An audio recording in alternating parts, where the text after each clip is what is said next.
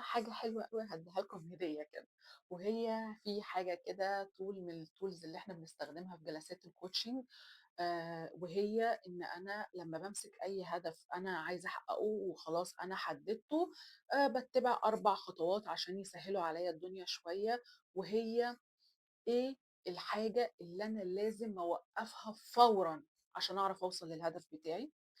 إيه الحاجة اللي أنا لازم أبتدي أعملها عشان أوصل للهدف بتاعي، وإيه حاجات سلبية أنا بالفعل باعملها بس محتاج إن أنا أقلل منها، وإيه حاجات إيجابية بالفعل أنا باعملها بس محتاج أكتر منها.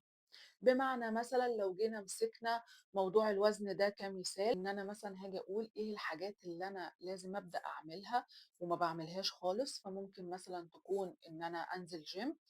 طب إيه الحاجات اللي أنا باعملها ولازم أوقّفها فورًا؟ ممكن مثلًا إن أنا أكل المقليات. طب إيه الحاجة اللي أنا باعملها وإيجابية بس محتاجة أكتّر منها؟ مثلًا شُرب المَيّة، فمحتاجين نكتّر منّه.